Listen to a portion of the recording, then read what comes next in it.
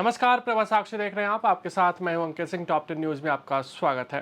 प्रधानमंत्री नरेंद्र मोदी ने सोमवार को कहा कि पाकिस्तान का एकमात्र लक्ष्य भारत से नफरत करना और इसे नुकसान पहुंचाने के तरीके सोचना है, जबकि हमारे देश ने गरीबी खत्म करने और आर्थिक विकास का लक्ष्य रखा है।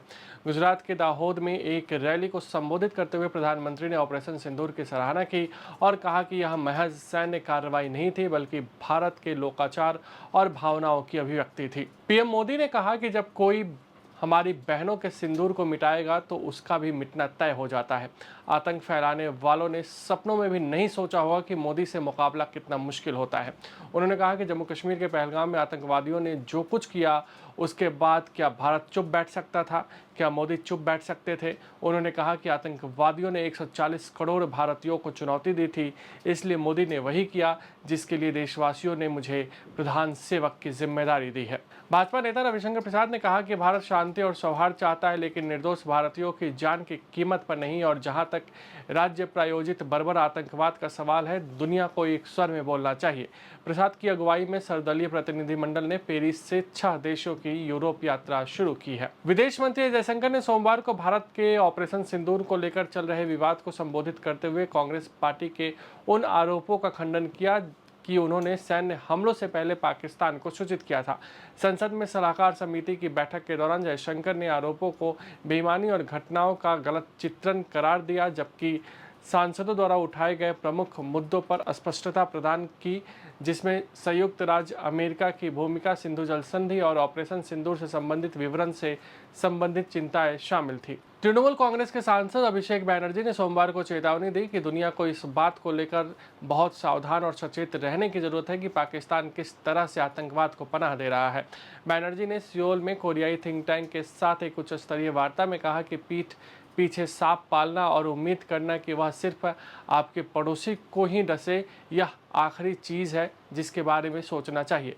उन्होंने कहा कि एक बार जब वह सांप बाहर आ जाता है तो वह जिसे चाहे काट सकता है।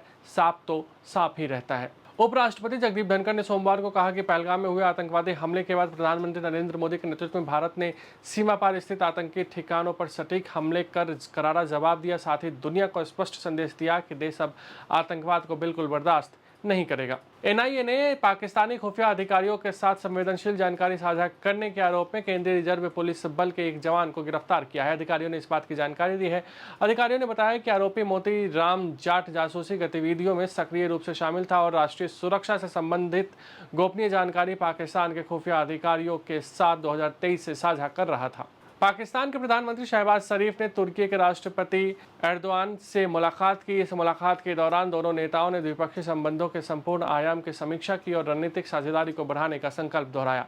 ये जानकारी सोमवार को मीडिया को दी गई। शरीफ 4 मित्र देशों की अपनी यात्रा के तहत रविवार को 2 दिवसीय दौरे पर तुर्की पहुंचे हैं। राष्ट्रीय लोकतांत्रिक पार्टी के प्रमुख हनुमान बेनीवाल ने सवाल उठाया कि ऑपरेशन सिंदूर के दौरान पीओके पर कब्जा क्यों नहीं किया गया।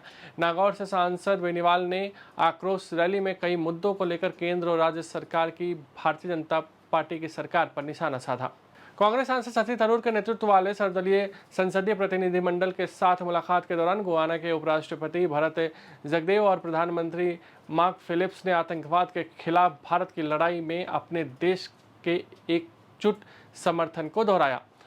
जॉर्ज टाउन स्थित भारतीय उच्चायोग ने सोशल मीडिया मंच एक्स पर एक पोस्ट में कहा कि प्रतिनिधिमंडल ने गुयाना के उपराष्ट्रपति डॉक्टर भगत जगदेव से मुलाकात की। अगर आप भी लेना चाहते हैं देश दुनिया की तमाम जानकारी तो आज ही सब्सक्राइब करें हमारे चैनल को। साथ ही नीचे दिए बेल आइकन को जरूर दबाएं ताकि हर अपडेट आप तक पहुंच सके।